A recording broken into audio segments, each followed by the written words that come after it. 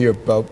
How would you summarize some of the things that you see yourself doing at the Urban League in terms of bringing about what Ms. Stokes is talking about? Sure. So, well, some of the things that we have a unique opportunity is to, again, use technology in our house in a lot of ways. So I would say anybody that she gave the website, I would also tell people to join us through our Facebook and our Twitter account as well. They can follow us and find out what we're working on and how they can volunteer with us as well for different initiatives that we're doing also in the community as a whole.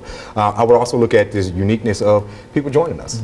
Join as a member of the Urban League, pay dues, and find out what your dollars go to, how it impacts our community as a whole, and how it comes in pay it forward in a lot of ways, you can say, to impact our students, impact the children we work with, and impact our community as a whole as well. So you've got a very, very active recruitment program going on to bring more people into the Urban Well, League. we certainly use this as an opportunity for people to know about us, to be reminded that we are here and that we're working hard every day, and that we need support, and membership is a way to support us.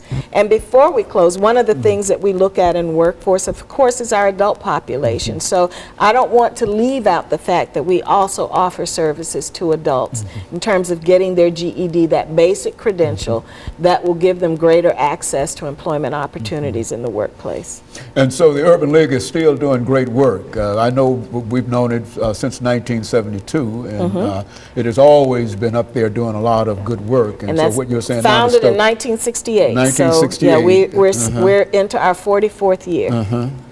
And of course, you ought to be ready to have some kind of celebration in reference to that. Well, we had our centennial. The National Urban League had its centennial in 2010. So in a year or so, we'll be approaching 45 years. So it'll be time for us to have a big celebration as well. Big celebration, very good. And of course, I would hope that we could be a part of that big celebration at the time. And we look forward to it, Dr. Haney. You make sure that we are made aware of it. Yes. And what we'll try to do is to again, have some folks in to talk about the Urban League. Absolutely. I think that as long as people understand that the Urban League is still there, in spite of the name change, Middle Tennessee and et cetera, it's still the Urban League, still dedicated to what it tried to do in the 1960s when it was started. And let me thank the two of you for coming by and giving us that excellent information in reference to the Middle Tennessee Urban League.